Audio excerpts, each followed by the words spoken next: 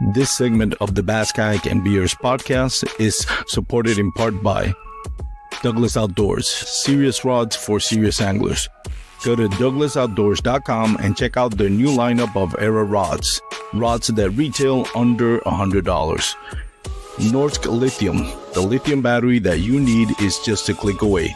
Go to norsklithium.com and check out some of the lightest lithium batteries in the market with the best warranty in the business. Mariner Sales, located in the heart of the DFW Metroplex, Mariner Sales has the largest inventory of kayak and kayak accessories in North Texas. You can also shop online at marinersales.com.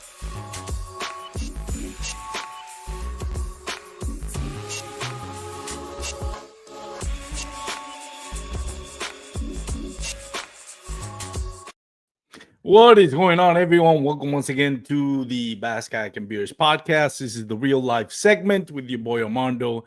And today we're going to have Michael James Cates, one of my favorite people in the kayak fishing community here in Texas. Great gentleman. If you live in Texas and you love kayak fishing, you know who Michael James Cates is. Probably, man, I'll put him right up there with the best of the best here in Texas, which is saying a lot considering the talent pool that we have. Guillermo Gonzalez, Matthew Scotch, Larry Hill, Rolando Landin, Philip Wyatt, the list goes on. And Michael Cates is, I mean, right up there. You can make the argument he's at the top of that list. He's won several AOYs. He's done good in the national trail. He's won Bassmaster Kayak Series Open in Possum Kingdom. And this year, the season for the Texas Bass Nation and the North Texas Kayak Championship was held in Lake Palestine. And sure enough, he's right on mid-season form with a win in a very, very tough environment to start the tournament. We had a cold front that week where pretty much from Wednesday to Friday, it was in the mid-20s to low teens. Saturday morning, it was in the below freezing temperature. More than half the field got skunked. Only the top 6 out of 68, I think, was the total, actually caught a limit. So it's very impressive. He ended up submitting 14 fish, which is crazy considering, I mean, some of the top names, which I'm not going to call out because I don't, it's not about that. But when you look at the leaderboard and you see some of the names that we usually see up there, not even catching a fish, I mean, you can tell that was a tough tournament. Here in Texas, we don't do well with cold weather. It only happens every now and then. So congratulations to Michael James Cates. Before we start to bring him on the podcast, I wanted to let me share the screen. Oops, sorry. I never met in person Jerry Hammond. From what I've heard from him and what people have told me, he's a great human being. He's one of the pioneers in kayak fishing, kayak bass fishing here in Texas. He recently passed away, so I wanted to share my condolences to the Hammonds family, friends, and family. His influence in the kayak fishing community here in Texas and fly fishing community is legendary. He passed away, I think, February 25th, if I'm not mistaken. So I want to share my condolences. Everybody that has, that's hurt by the loss of Mr. Jerry Hammond, my condolences. And we wish, the Hammond family, our condolences for their loss. Truly a pioneer and a great influence in the kayak bass fishing community, fly fishing community here in Texas. So with that being said, let's welcome in Michael James Cates. Again, Hammer here in Texas. Michael, how you doing, man? Doing good. Thanks for having me. It is always an honor to have you on the podcast. I always look forward to chatting it up and bringing you on the podcast. We were talking a little bit. You had a chance to meet Jerry Hammond? Yeah, Jerry he was a nice guy. He was, man, I'm not going to say we were close friends, but I swear every time I saw him, it's like he just carried on the conversation, just like we've been knowing each other forever, man. He was a nice guy. Yeah, sure. Definitely, his loss will be felt in the kayak bass fishing Yeah. community in Texas. Well, Michael, congratulations first of all on your amazing win at the Lake Palestine. Were you fishing both the Texas Bass Nation and the Uh-oh. North Texas Kayak Championship? Hello, are you there, Michael? Uh-oh. I can hear you, but I can't see you. Here you go. You're back. Yeah, we lost it. Thank you. Thank you very much anyway. So, did you fish both the North Texas and the Texas Bass Nation? Yes, sir. Oh, so you won both of them, right? I only saw the standings for the Texas Bass Nation. Did anybody else win the North Texas, or you won them both? I'm assuming. No, I won both. I think everybody fished both, as far as I know. Yeah, pretty much. So you last no the 2023 you were the AOY for the North Texas Kayak Championship. I think with Matthew Scott win it this year. No, it was Brian Howell, right? Won it this year Yeah, or 24. I think so. Yeah, so you're ready to get back on the title. How does it feel to get that big win, considering how tough the fight was? Well, I'll tell you, I was expecting to do decent if I could catch them, but I wasn't expecting to catch that many. I'll tell you that. I know that lake is. I don't know, man. Yeah, I know everybody had a hard time, but it to me, that's a good winter lake when it's cold because they're always shallow. I just I wasn't expecting to get that many bites, but I was expecting to get 6 or 8 bites. You know, maybe hopefully I could catch 5 of them. That's what I had in mind. They just started biting at the end, the last couple hours, man. You submitted 12 fish on the leaderboard. And I mean, that's crazy considering more than half the field got skunked. Yeah. I mean, were you surprised or were you catching them that? Yeah, I You was. only submitted 12. Did you catch more than 12 actually? Or I either caught 14 or 16. I caught a few wow. that I knew wouldn't make the bag. Wow, that's crazy. Go ahead. On the one dock, All in one dock? Yeah, they were All 12 fish that you submitted? Sir? All 12 fish that you Oh, no, submitted were on one dock? Oh, they were scattered out in between the docks. Oh, okay. So tell him before we start diving into. I'm sorry, I caught you off right there. Okay, go ahead, man. Ask your question. No, that I was going to ask before we dive into the tournament. Did you get a chance to pre-fish it? And if you did, what were you looking in pre-fishing to find? I was fishing between the docks. Just whatever is scattered between the docks. 3 feet or less. Doing pre-fishing? Yeah, that's what I nailed down. I couldn't hardly catch a fish off the dock itself. It was in between, you know. When you pre-fish, did you pre-fish like before the cold front? I know we had a cold front running in at the beginning of the week, and it lasted the whole week. So did you pre-fish before that or during that cold spell? I was there when it blew in. Oh, really? Next day too. Yeah, wow, me and Flett fished. I fished the day. The first front blew in on Saturday. Yeah. And Flett met me, and we fished Sunday too. How cold was it those pre-fishing days? It was good fishing, man, before that front. Now, overall, I think the lake is, I haven't done very good, but that day it was good. And that tournament day, it was good. I wasn't expecting it to be that good, believe me. Yeah, no, even on the best of days, 16 fish is nothing to sneeze at, much less on a day where, again, everybody was just struggling. What do you think that was like when I think about how easy for you it was to catch fish, and then I look at the rest of the field? Why do you think the rest of the field had such a hard time catching fish? Was it that you were in the right spot? What were when you talk to other anglers, where were they mostly fishing, and what deep? Too deep, man. Too deep. Too deep. That's the old adage that if it's cold weather, go fish deep. But your strategy was actually go further, get in shallower. Man, at Lake Palestine, Summer, winter, whatever, I'm gonna fish shallow, man. They just live shallow.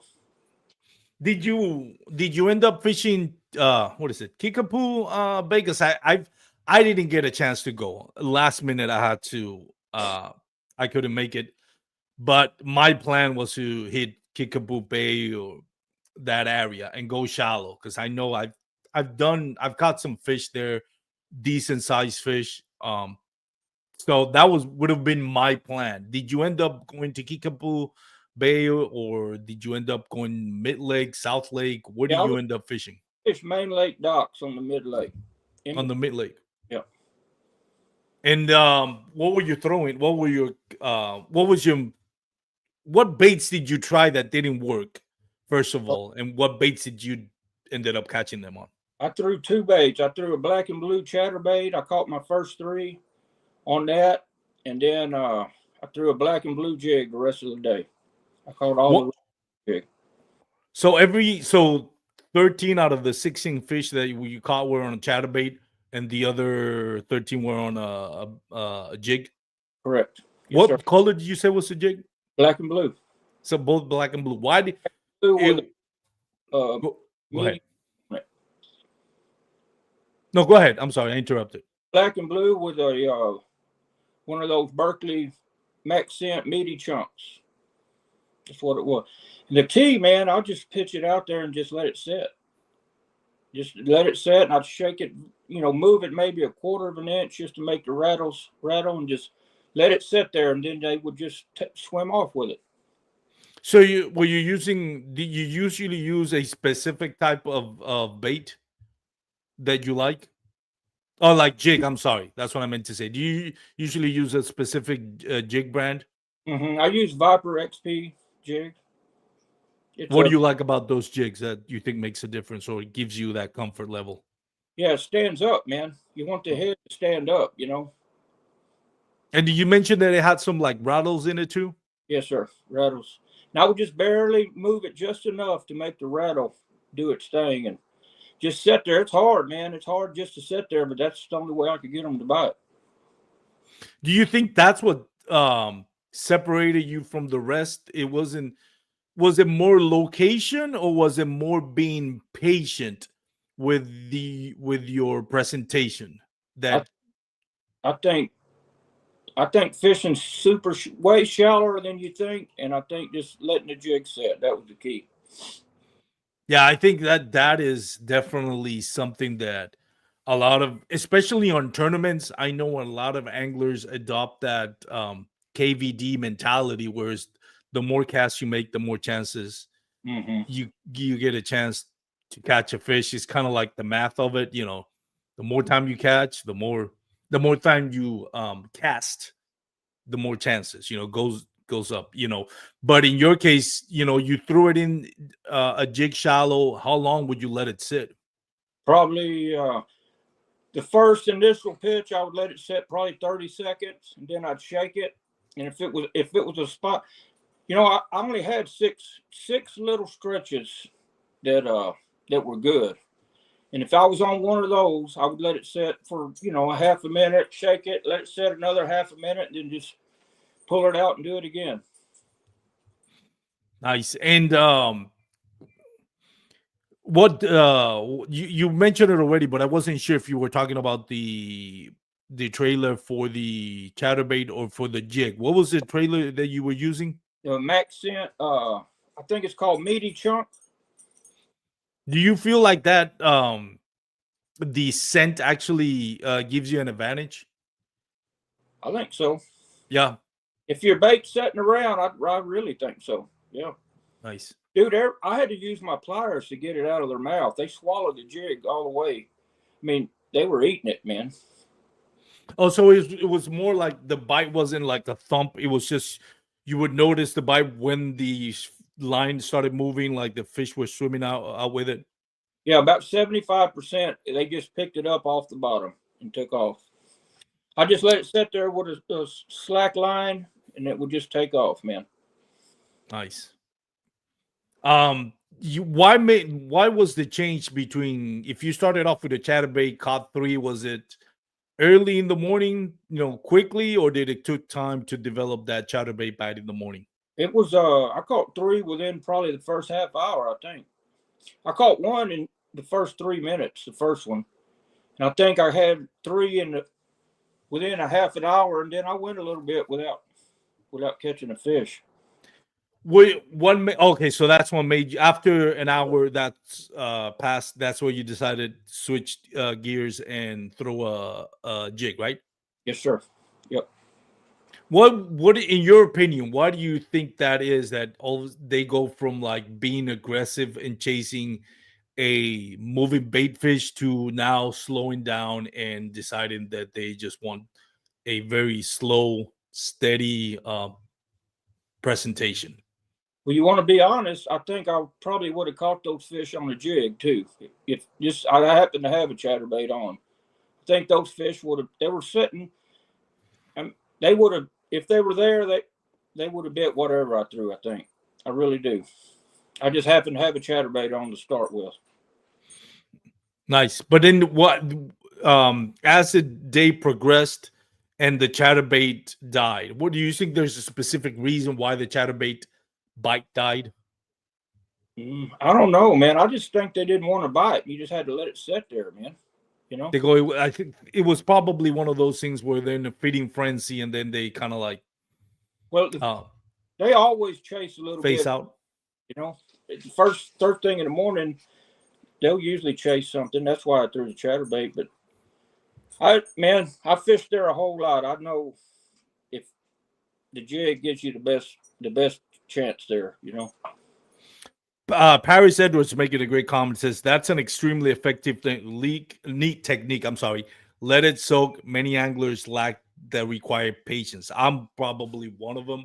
Oh, me too, man. Me too. It's just, that's the only way I could get a bite. You do what you got to do, Were you able to, did electronics play a part? Because I'm thinking, if you were going to leave your bait right there and wait for it to see if something bites it, it's either you got to really have faith in what you're doing, or you're at least watching it on maybe forward facing sonar or side scan or down scan.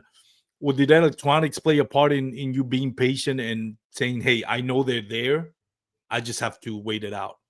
Yeah, I didn't have anything on, man. Oh, no electronics. Oh, no. Really? Fishing in knee deep of water, there's no sense. I don't want them to know I'm even there if I can help it, That's interesting, because I figured if you're doing that technique, that patient is like either, forward facing sonar where you can see the fish kind of nosing it and you're like, all right, I can see a pattern where they're just slow, methodic, and I just have to be patient. But to have that faith in throwing a jig out there and hopefully, after a few seconds, see if something picks it up, that's a lot of faith in and confidence in your technique. And I'm assuming that comes with years and years of experience doing this. Yeah, I've fished there a whole lot since the early 2000s. I've fished there a whole lot, man, whole lot.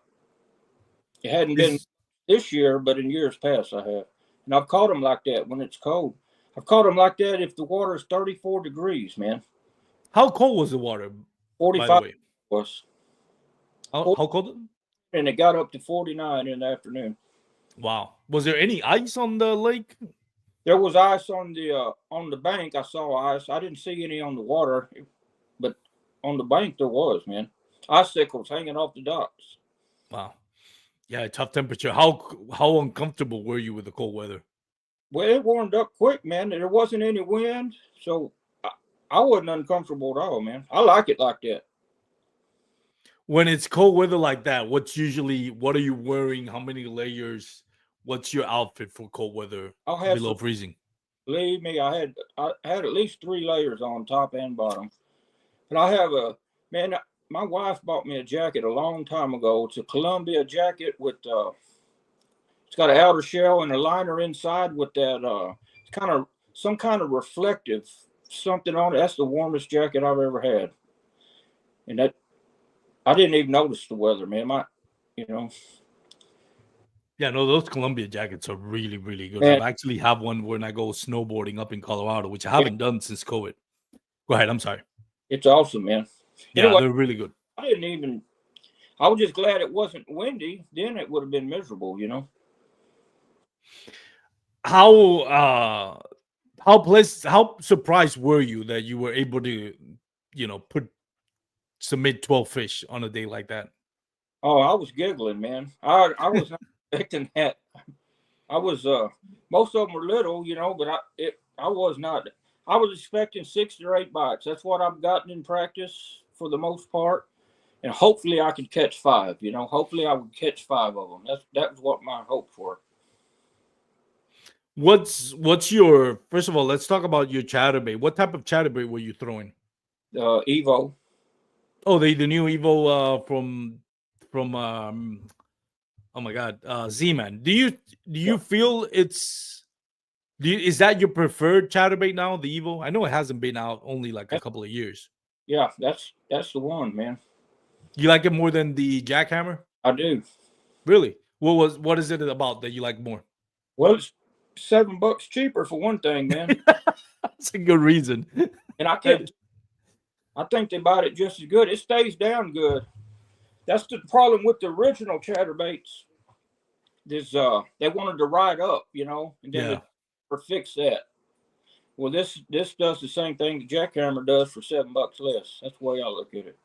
Yeah, I've looked at the jackhammer, I looked at the Evo, and you're right. It's like half the price, and there's not really a noticeable difference. I mean, there is some subtle differences between that design and the jackhammer, but like the jack, when you look at the jackhammer and the original bladed jig, like there is a noticeable difference Yeah, there in is. design, and you see why the jackhammer is more effective. Um, I I'm I'm assuming, and I don't know all the details, but I'm assuming it has the price of the jackhammer being like twice around, twice of what the Evo is, has a lot to do with that business partnership with Evergreen more than anything else. It's like, well, there are two companies invested in this design, Mhm. so the profit has to be split between two versus the Evo is strictly Z-Man. I'm sure. Hey, it's the best. The jackhammer was the best for a long time. They could charge whatever they wanted. Yeah. And Yeah. I buy them. I bought my share of them. Believe me. Yeah, that B high delight is it's my favorite chatterbait of all time. That is crazy how good that thing is. It's almost like a cheat code. I know it, man. What trailer were you using on your chatterbait? I was using a menace, a rage menace. Oh, that's to me, that's the most underrated trailer for that bait. Everybody talks about the Seiko, and it's great. I use the Seiko all the time. But that Rage Menace, that if you ever throw it, for those, I know you have, but for those that are watching or listening on the podcast streaming platform when it gets uploaded, if you ever go into the clear water and throw your chatterbait, whether it's the Evo or the jackhammer, and retrieve it and watch the action on that Rage Menace, the tailnet Rage Menace, you look at it and you're like, man, how does this not get bit more often? Because it is the action, it is awesome, and every now and then it'll do a little like you do a straight retrieval and it'll start darting to the left or right for whatever reason. I just think it's probably my favorite trailer for any chatterbait. Now, let me ask you this: do you typically? I know some people, what they do is they'll put it like with the tails instead of just like crawl like side like a fin, Hmm. like the tails. Do you put it that way, or do you put it flat like a craw? No, I do it horizontal, and I mean I use that so I can reel it real slow. The water's cold, you know. Yeah, Reel it, and that tail there helps keep the bait up. You know, in other words, it gives it a little bit of swimming action when it hits the rocks or whatever. In the wintertime, man, it's just hard to beat. yeah, it is. I to me again, that's my favorite trailer for any chatterbait. Was the you said the black and blue? Was there any color that worked, and why do you thought was it? Do you always throw black and blue? That's your confidence, or do you felt like the black and blue was going to be more effective in cold weather? Well, it was cloudy and dark, so that's why. I had a chartreuse and white tied on and a black and blue, and I I threw the black and blue and caught those first three, and then I figured out that I'd be better off fishing a jig, and I never tried nothing else the rest of the day. No, I bet with, with those results. What was your biggest fish of the tournament? 20 inches, I think, 20 and a quarter maybe. That's not bad at all. I know Silas Garrett probably won big bass. I think he caught a 23 incher. Yeah, big. Um, with the what has been your favorite bait in cold weather that you like to throw? Jig. There's no other. A jig, Viper XP jig or a Santone jig, one that stands up in East Texas. There's nothing better when the water's in the mid 50s and lower. Do you was it a like a flipping jig or a well no it wasn't a flipping jig if it was standing up but like a football head or It's got like a wedge shape. It's a good wood jig. It's got a wedge shape and a flat triangular shaped head, flat on the bottom, and it's always standing up. were you throwing it on laydowns, flats, grass lines? Well, I almost don't want to say it, man. Okay. Rock, man. I'll respect that. The rock in between the docks. Oh, the rock in between the docks. Yeah. Okay. You'll see where they got a drain in between the yards so the yards can drain, where they put rock at the bottom of them to keep it from washing out at the lake. And that right there, man. That is, yeah, I can see why you wouldn't want to say that. That is some juice right there. There's exactly 6 of those places where I was fishing. The what? Could you repeat that? I'm sorry. You got cut off. There's 6 of those places where I was fishing. No more, no less. There's exactly 6. And that's what I went around. Now, after they started biting, I caught them everywhere. But when, that's where I caught where I got my limit. My first pass in those 6 places, when I got finished, I had a limit.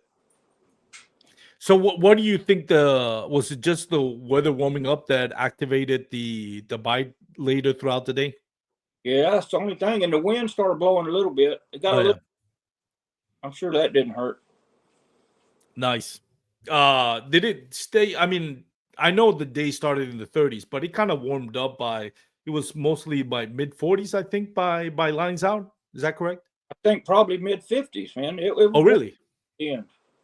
It was a beautiful day. It sucked that it was cold. If that tournament would be this Saturday, everybody'd do good. It's a good lake. We caught it in a tough time. Yeah, no, I've always thought like putting a tournament on February. I get it when it's a local trail. You want to start early. You don't want to be putting out trails in August or even June, maybe, or July. June, it's hit or miss.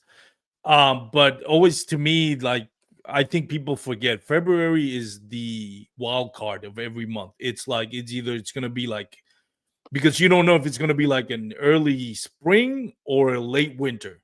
Mm-hmm. And it is whatever the coldest cold front we're gonna have that winter.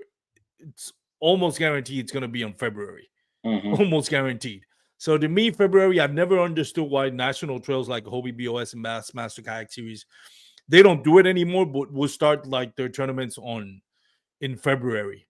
In Texas. I'm like, that is you probably want to start somewhere in Florida, not Texas, because it's not as warm as people think. It is February is just a wild card as far as you don't know what you're gonna get. It's gonna be unpredictable, and we saw it. Bassmaster Kayak Series. I think Lake Fork was part of the lake was even frozen. I remember my first North Texas Kayak Championship was Lake Palestine, maybe like 3 or 4 years ago. And that was like Kickapoo Bay was frozen over the week prior to the tournament. Like there were pictures. Jeff Isham, I think went to pre-fish it. He took some pictures and showed it to me, and I like it was like that bay was like ice in that I was water. there. Yeah. Yeah, I think J.R. Markaby won that one. I can't remember. But yeah, so on let's talk a little bit more on cold fronts. Do you when you see a cold front like that weather drops down to the lower 30s, 20s, teens, are you looking for a particular bite or a particular area? You mentioned that you were fishing on rocks. Now the mentality is when it's cold, fish will gravitate to where there's rocks or timber because they hold the more heat. Was that something that you had on your mind going in? yes, sir. Absolutely, absolutely. In general, if when it, I like better when it's cold. I would rather fish it when it's cold or when it's super hot any day. But when the, it's just they're more predictable. The fish are more predictable. And as a rule of thumb, if you don't have grass, you just fish whatever depth you want to fish. Just find some hard cover. Even if you do have grass, sometimes they'll get on the hard cover. Yeah, looking for that. For whatever I, reason, rock's good, man. I did fish the riprap back there, and I never got a bite off the bridge. But I think somebody had already beat me to it a couple times. nice. Would Silas, I think, let me look at the standings here. Silas Garrett ended up second, Darren Williams third, Rolando Nandine fourth, Russell Truitt fifth. Was anybody else fishing near where you were? Yeah, I probably saw 5 or 6 guys. I didn't recognize any of them though. I was busy, man. Yeah, you were recently busy making hook sets and taking jigs out of the bass mouth, obviously. Yeah, it turned out that way. It wasn't a bad day actually. I wasn't expecting it, man. I again, I am amazed what you were able to do. Not because I mean, just because of the weather. Obviously, you're considered one of the top anglers here in Texas. So it's not surprising that if anybody was gonna catch 12 fish or 16 fish, submitted 12 while everybody else was pretty much getting skunk, it probably was you. I think who was it? Somebody asked the question who won the tournament. I can't remember if it was one of the Allen brothers or Corey Geisenford, and he said, "I bet if I give you one guess, you would get it on the first one." Oh, it ain't like that, man. But it's truly, when I think of you and what you've been able to accomplish in Texas, I see you right up there with everybody else. How do you view yourself when you look at Matthew Scotch, Brian Howell, Rolando Nandine, Guillermo Gonzalez? Where would you place yourself in that realm? Oh, I don't. I think it's any given day, man. I think. I think it's for one thing, you got to fish a lot. All those guys get to fish a lot. Yeah. That's the number one thing. But on any given day, I don't even think of it like that. I'm not intimidated by seeing any of those guys on the roster or nothing like that. But I'm just saying I don't rank myself. I have fished a whole lot. This bass fishing has been my hobby. My dad taught me before I could even walk, man, and I've been fishing ever since. Every chance I got. So I just do with what I just go with what I know, man. I've Real simple. I know this year you had to pull out of that the Texas Bass Nation Championship, Yeah. which I think the top 5 qualified for the national not now yeah, Bassmaster Kayak Series National Championship. Yeah.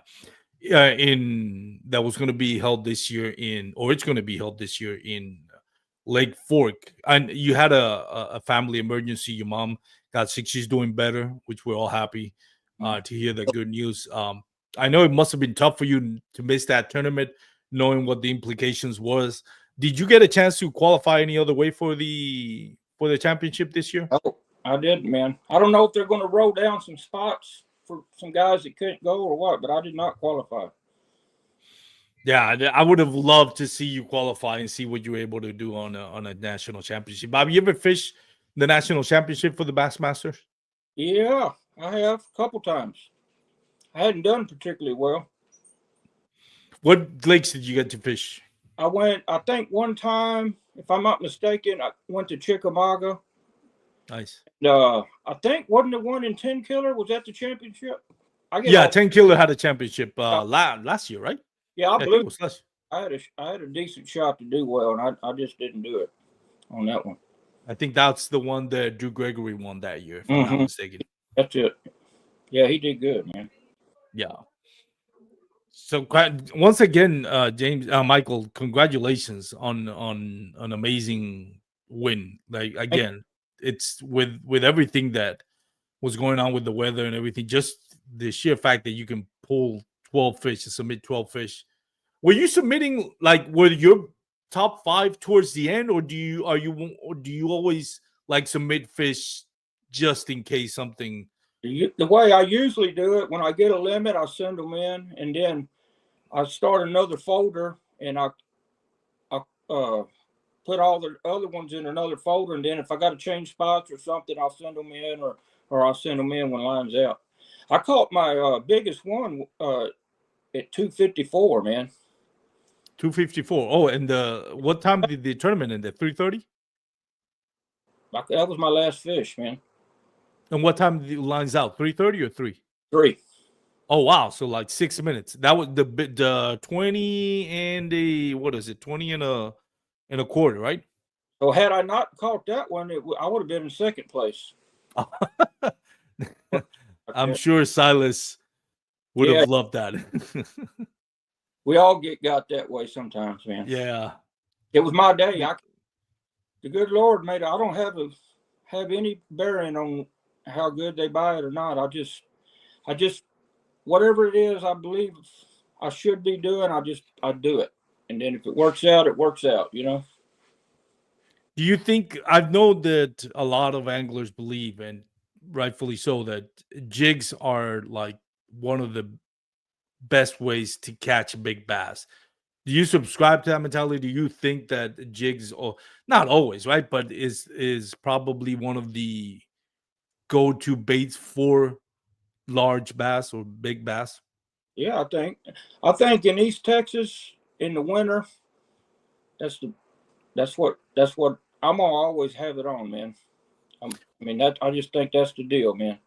Why do you think East Texas? I know the geographical differences of like say like a Possum Kingdom compared to Lake Athens or Lake Fork, but what is your thought process when you mention like in East Texas on winter?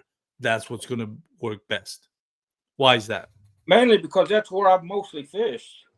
You know, that's what I'm way more familiar with that part of the world. And but man, anytime you got wood cover or docks and it's cold, a jig's the thing, man.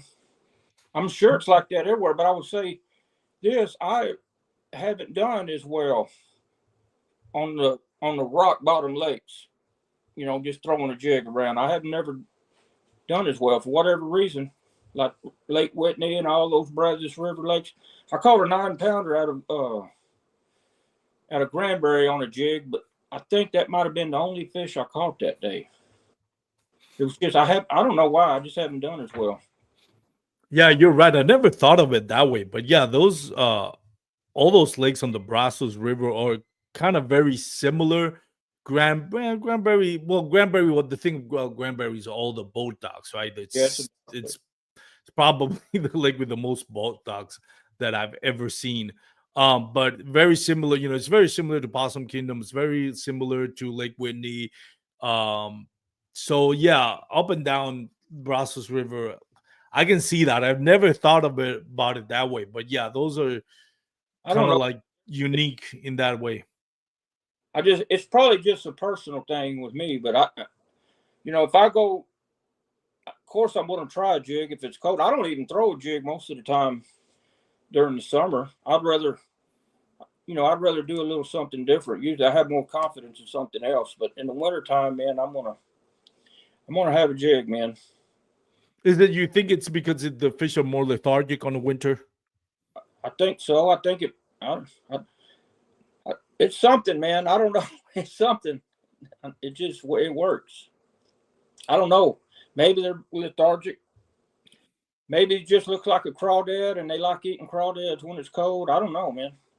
It's interesting that you mentioned it black and blue because I've always thought my experience fishing on winter, one of the things that work best, and I actually experienced this Lake Palestine a few years ago for the North Texas Kayak Championship in Kickapoo Bay.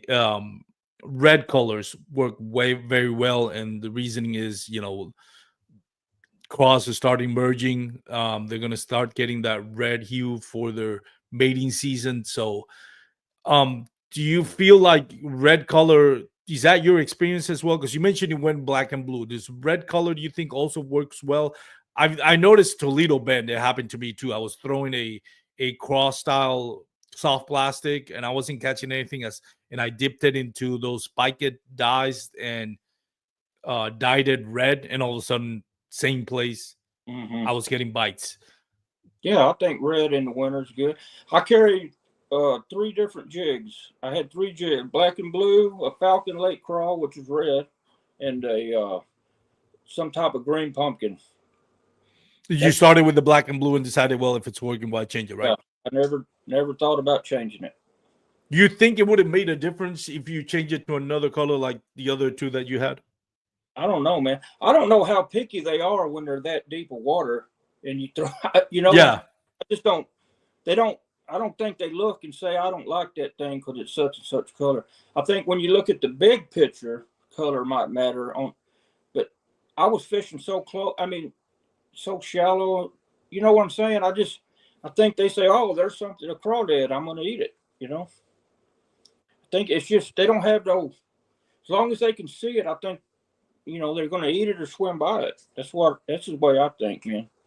In other words, I think if I would have thrown now I was fishing another part of the reason I picked where I was, it was dirtier water, so black and blue is better than dirtier water. Yeah. That's part of the reason I picked where I picked, man, so I could fish shallow, dirty water. So that was your plan. So that was the other question that I was going to ask, the water clarity on it. Mm. So was it like, what was the visibility? 1-2 feet or 1 foot, less? 1 foot. It was green, a little stirred up. I was fishing a north bank that always catches the south wind, so it stays more stirred up. And I've always done way better on that bank than the opposite bank of the same thing. It's deeper on the opposite side, and I just don't do as well there. Interesting. So you feel more comfortable with like more stained water than clear water. Every day, yep. Nice. I mean, I wouldn't want to. If I had a choice, I wouldn't want it when it's got solid stuff floating in it or nothing. But if Yeah. it's stained, I'm picking the stained every time, man. Yeah. I Yeah. don't Like, to catch them in clear water. I need all the help I can get. yeah, Lake Whitney, talking about Brazos River, Lake Whitney, when you see that water cloud, it's like 20 feet. Mm-hmm. It's like, man, especially on spawning season, you Mm-hmm. can stand up on your kayak and see all the beds everywhere just because of the water clarity. Yeah, man. It's harder for me to catch fish. I've done very well at Whitney over the years, but not on the clear end. I go way up the lake where it's muddy, man. Yeah. Yeah, I've never done. I haven't. Lake Whitney is one lake that I struggle with. Like I've got Mid Lake, I've gone up the river and haven't done well. I've gone by the dam and did pretty well, but it was spawning season, so you see the beds and everything. So it was kind of very, I want to say easy to catch fish, but easy to find them. And it was just a way like if you get them right at that spawning cycle where they're protecting their nest, it would be pretty easy. Some of them were like really spooky. So it's to me with Lake Whitney, it's kind of like a mixed bag. I Mm-hmm. never know what to expect. I remember Ross Pinkerton used to be great in Lake Whitney. He was just big swim baits. He was always throws big swim bait, glide baits, and he would catch monster bass up in Lake. Ross Pinkerton to me, I think he lives in Florida now, but to me, he's one of the best clear water fishermen that we had in Texas. I had the opportunity to fish with him also in Lake Belton, clear Mhm. water. It was a tough bite, and he just managed to find him. It wasn't a big limit, but he was catching a bunch of them. And he's so good on clear water. And those type of, like we mentioned, Brazos River, high, kind of like Highland Reservoir, what I call them, just Mhm. because it has that white rock and that clear water. What has been your favorite lake here in Texas? Uh, Lake Fork, man. That's where I learned how to fish. Really? Lake Fork. I like Choke Canyon back in the day when it first filled up. It was good. I like Falcon. I've lived down there before. So, but Oh, I, Falcon is legendary. Yeah. yeah, man, nothing like it. Nothing like it. Is it still that you know of? This is still like the last time I checked on Falcon, it was like a desert. Like the water level had gone down like I think it's the same. 30, 40 feet. I think it's the same. Still like that. It don't ever rain down there. Yeah, it's crazy. And now with the new developments, housings and developments, and a lot of more streams and creeks and rivers are getting dammed, it's taking a toll on south of Texas, a Yeah, lot of places in central Texas. You mentioned you said Canyon Lake or Choke Canyon. I know that. Which one Choke, did you mention? Choke Canyon. I think it's almost dry now too. Yeah. So I remember Choke Canyon. What was the other one? It was another lake. Lake Travis was really low. I think they were taking water of LBJ to feed into Lake Travis or another lake. I can't remember what it was. But yeah, man, those, especially with Austin booming, some of those Central Texas and South Texas lakes are just getting hammered with water distribution now, to a point where it's like those fisheries are nowhere near what they used to be. No, Falcon Lake, you mentioned Steelhouse. I remember I went for the Lone Star throwdown. It was like crazy low too. It was like I've never seen Steelhouse this low. mm. Yeah, I didn't fish that. That It was, was a good one. That was Dotson. What's his first name? He won that one. Forgot his first name.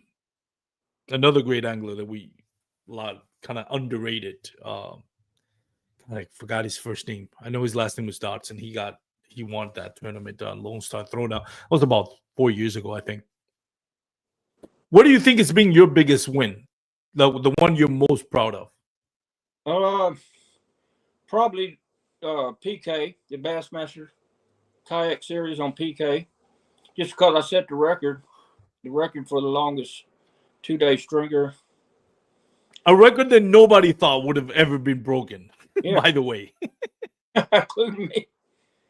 That was an amazing time, man. you caught. What was your? I think Mark Pendergraph, the AKA formerly known as the Possum King, because you obviously carry that crown now. But he got like, what was it, 212 inches, Something like and what was your total? I don't know. Let me look. I got a deal here. So it was 200. Maybe mine was 212 and his was 210. Maybe. Oh yeah, something like that. Yeah, I know one of them was 212. I don't know the exact. I got a. They gave me a plaque that said the 200-inch club, and it has it on there. Yeah, I saw that picture the other day when I was looking for pictures for my thumbnail. I saw that picture with the plaque next to Steve Owens.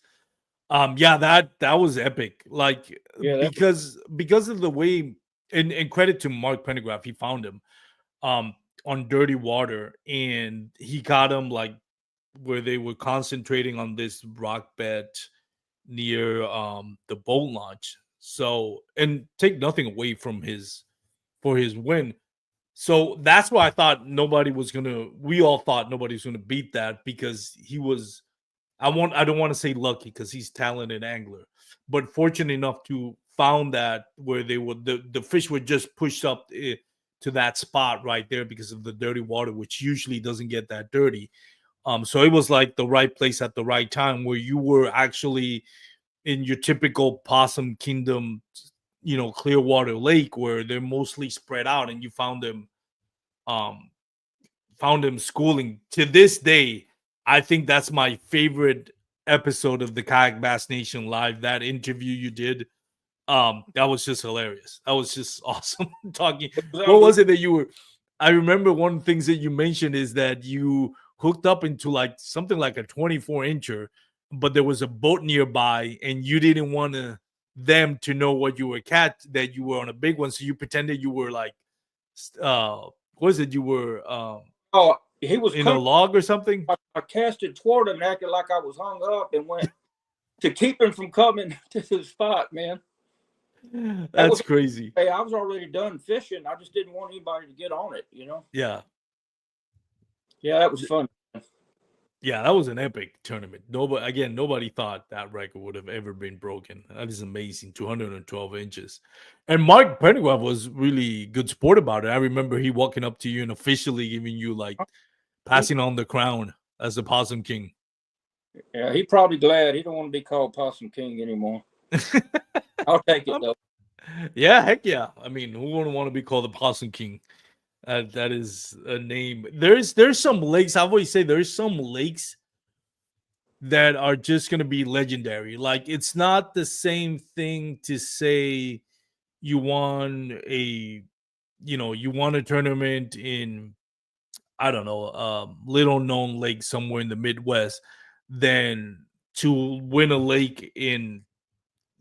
tournament in, let's say, Lake Fork or Susquehanna River or Cattle Lake. There are some lakes that just it carries more weight when you win on that lake Mm-hmm. than any other lake, just because of the aura behind that lake. Lake Fork is probably on the top of the list Mm-hmm. when it comes to those types of lakes.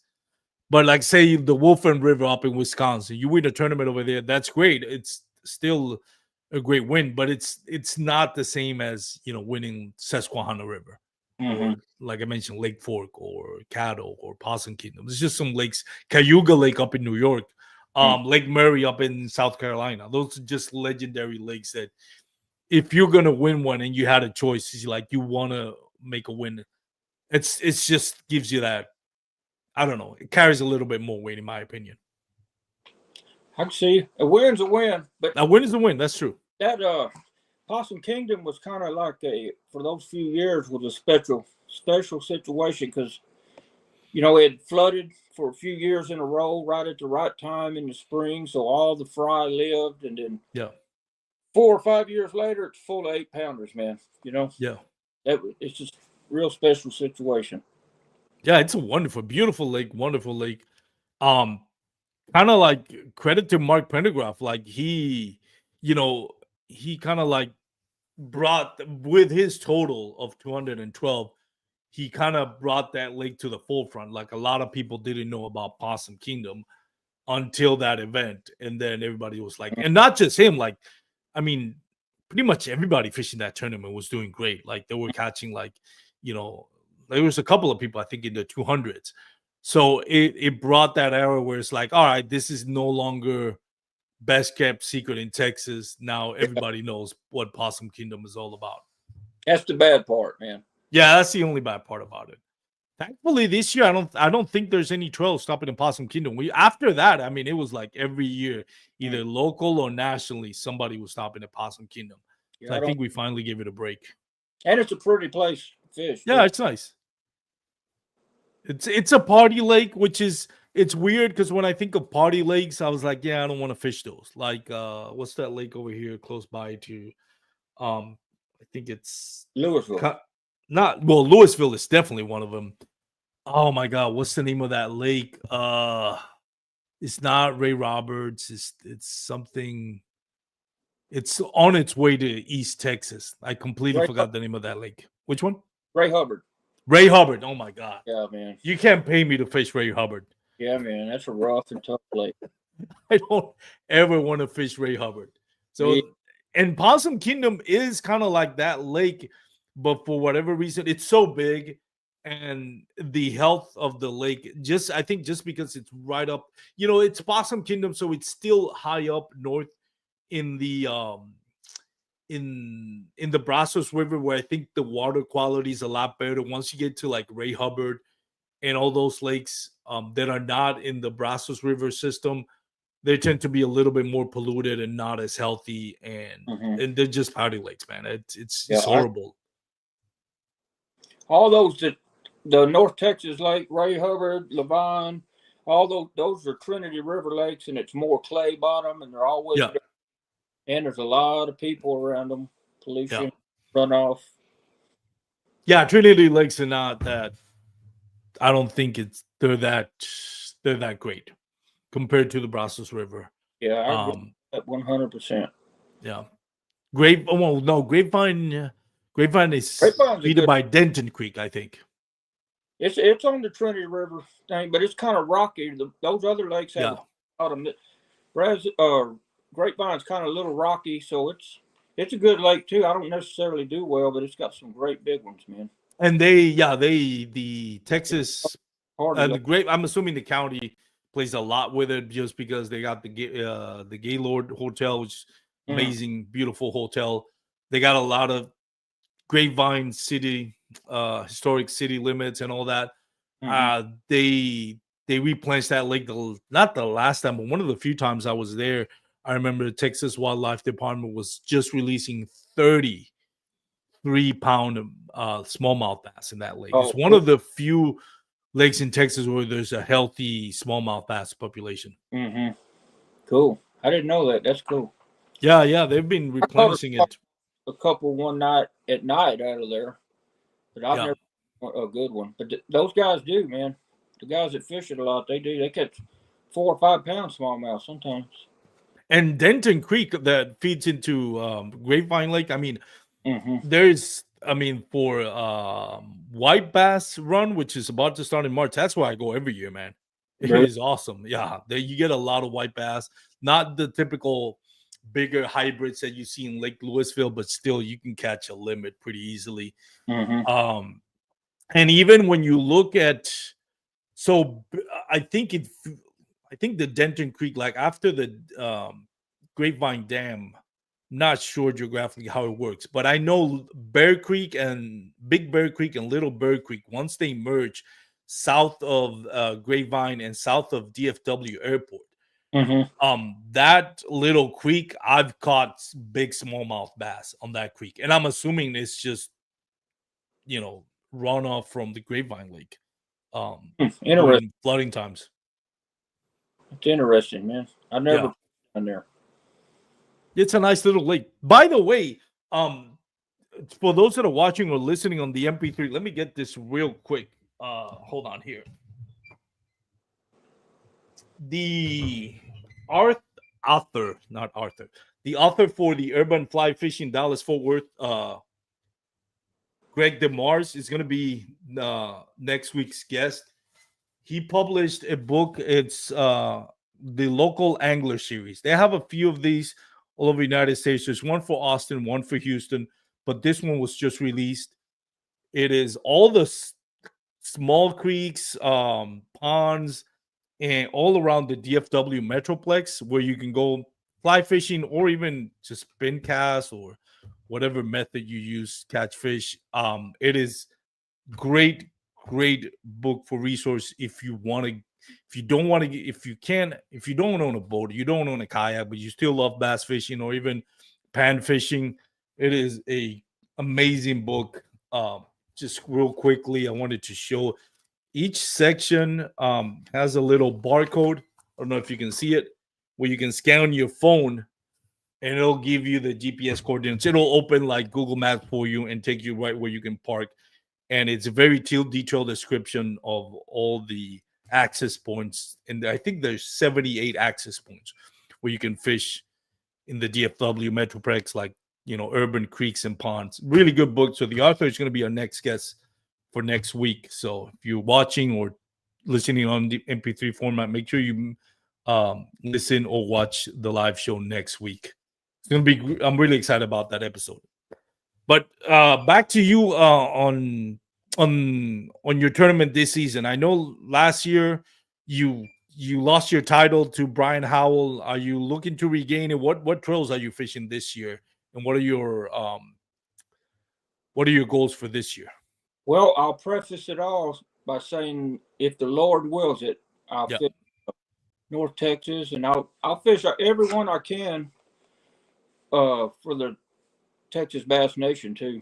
I'm gonna leave in the morning. I'm going down to look at that lake Dunlap. I'm gonna go look at there this weekend. I might fish that one next Saturday. Have you fished that one before? No, never. It'd be funny if you win it again. But I don't usually do well down there, man. I'm more of an East Texas fisherman, man. I just do better. More. This is coming from the guy who went to West Texas and Possum Kingdom and set the record for a 2-day tournament. Yeah, That's the scary part. that was a thing, man. That was just a particular thing, man. I happened to find it. Well, you did, and I mean your years of experience. Are you looking to get into the championship for next year for the Bassmaster? Yeah, man. It's going to kill me not fishing it this year. It's going to absolutely kill me. It's on my Yeah, that I grew up on fishing, where I learned how to fish, and I'm not even going to be there. we were all worried on the not the captain's meeting, but the award ceremony. Mm-hmm. Because we were like, well, wait a minute, where's Michael at? Like, we know he signed up. Like, we all look at who signed up. We all knew he signed up, and it's like he didn't get skunked. Like, there's no way he got skunked. So something must been up. And I think Duke Tran was the one who told us that you had a family emergency. But Yeah. there was a moment right there where we were like, did somebody check on Michael Cates?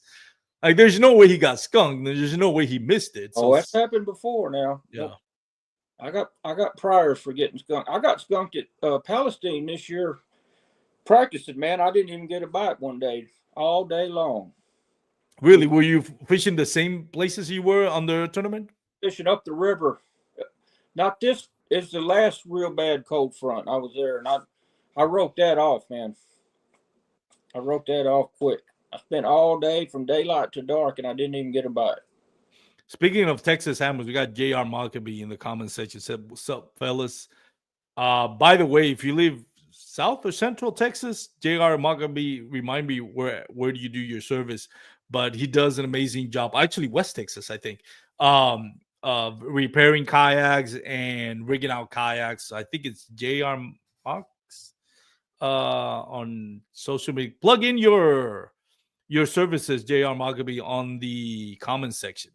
If you're still there.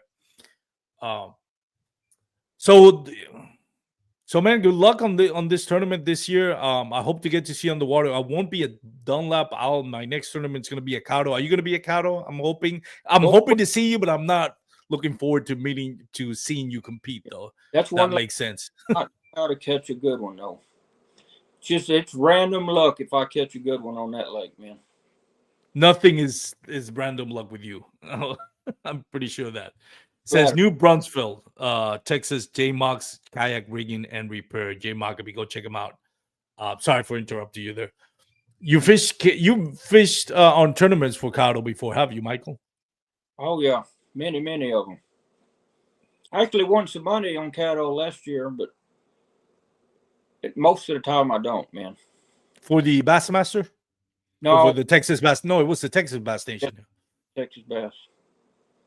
Oh, Bassmaster did go. You went for the Bassmaster Kayak Series at the end of the season in Cado?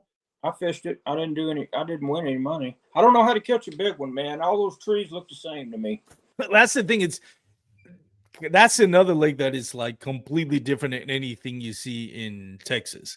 Maybe north part of Toledo Bend has a little cypress trees, I think, but it's really is. It's like there's nothing like you go down again. We mentioned the Brazos River system, Lake Whitney, Possum Kingdom, they kind of mirror each other, but Cado, there's nothing. It's like unless you live around that area, you really don't have a competitive edge because it's just like, and it's really overwhelming. Mm-hmm. It's a lot, man. It's like, where do you start? Like, there's nothing. It's like, well, let's find cypress trees. Yeah, that's the only thing you're gonna find. So, And where exactly in cypress trees you want to start? Pitch 100 of them, man, and not catch anything good. And in the next 5, I'll have a 20-incher on every one, man. Yeah. Just get it. I just can't get it. It is that. It's to me. That's right now. Now that Fairfield is closed, Cado has become my favorite lake. It's the Fork and Possum Kingdom too as well. Do you ever fish Fairfield, Michael? Yeah, man. I'm still upset we lost that lake. That is bass, I've big bass heaven. 10 times probably. It's good. It's a good lake, man. Yeah, it is. That was my favorite lake. Never had a bad day in Good man. Fairfield. Bad days. You had bad days in Oh, Fairfield? dude. Oh yeah. Really? I think I fished one tournament there. I didn't do any good at all, man. And I've had a couple times when it was bad. I also, like, one year I had my best day of the year there. It was Christmas Eve, man, and I smashed them real good, dude. It was unbelievable. It's one of 50, 60, 70 fish. Yeah, Man, I only did that in a tournament one time. it's paradise. I always talk also the wildlife around that area is awesome too. You get to see some Mm-hmm. cool stuff. Same as cattle. The way that whole thing went down, man. That's a shame, man. It is. I thought when I remember making a podcast, I had Derek Miller and Jim Gray on the podcast, which if you ever look at the Texas share lunkers 2 or 3 years ago, all you're gonna see is Jim Gray and Derek Miller, and all the big fish came from Fairfield, Mm-hmm. and we were talking about it right when I think here in Texas they decided whether they were going to try to buy it back, and I always thought like that's just a lot of posturing. Like Yeah. they're not going to do it. They're just faking it so kind of appease the crowds. They were in an uproar, but it's like they're not gonna No, they they're got not backlash, and then they just told us what we wanted to hear, man. yeah. Typical politics stuff, man. Yeah, it's a shame. It's a shame that lake that we lost that lake. Yeah, it was. The way it went down, it's just almost inexcusable, man. Yeah. Sometimes I don't understand the politics of it. I know where I grew up.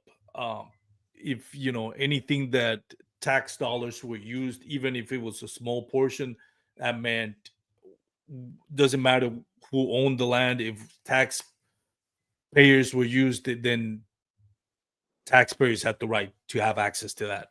Mm. So it to me that's the sad part about it. Um, all the political mess behind it, but it's sad. I mean, it's just sad that we lost that lake. But Yeah. we got Bodark now, and I think there's about the Project X in the next 5 years. We'll have like 15 more lakes, which is great, but it also makes you wonder if we're gonna end up having like what the problems they have in California with the shortage of water. Like that worries me in the long run. Like when we're talking about it, when you think about the Central South Texas suffering, the lakes suffering with the kind of like the population growth and lakes, streams, and creeks getting dammed.